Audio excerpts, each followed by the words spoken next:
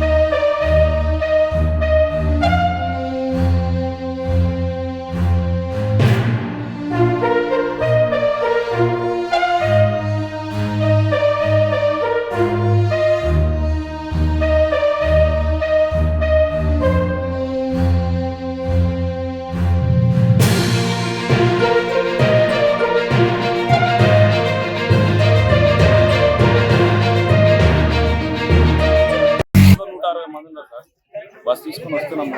కూర్గుపల్లి stage దగ్గర ముసలావిడ మీకు ఎక్కడ ఆమె ఎక్కిద్దామని నాకు పట్టారని చెప్పుకుంటే వెళ్ళొచ్చాము. బస్ ఆపేవారు బస్ కట్టం పెట్టి ముగ్గురు మాట్లాడుకుంటే బస్సు సడన్ బ్రేక్ మొత్తం సడన్ వచ్చి బ్రేక్ వేసింది సార్. బస్ బైక్ అతను ఆమెను ఎక్కించుకుని మేము సిద్దిపేట బస్ స్టాండ్లో సాయంత్రం 5 గంటలకు బస్సు ఎక్కినాము. బస్ స్టాప్ పాయింట్ నుంచి 5:20 నిమిషాలకు బయలుదేరింది. చిన్న బస్సు దాదాపుగా 140 మంది ప్రయాణికులతో ఫుల్గా నిండుంది.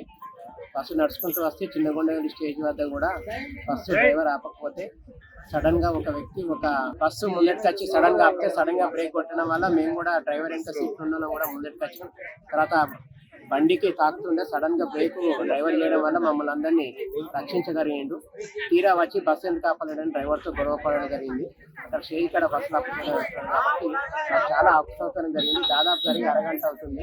ఇంతవరకు కూడా ఎవరు స్పందించలేదు. రోజు సాయంత్రం ఇదే విధంగా ఉంటుంది. మేము ఉద్యోగస్తులము డ్యూటీ చేసుకొని రావడానికి చాలా ఇబ్బంది, బస్సులలో ప్రయాణించడం చాలా ఇబ్బంది కలుగుతుంది. ఏం లేదన్నా, మేము అక్కడ ఇప్పుడు 45 నిమిషాల నుండి దగ్గర గంట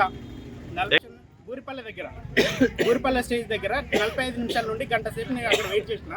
8 బస్సులు పోయినాయి. ఇది 8వ బస్సు. 7 బస్సులు పోయినాయి. ఇది 8వ బస్సు. ఆపలేరు. ఆ 7 బస్సులు కూడా ఆపలేరు. అట్లనే స్టాప్గా పోతుంది.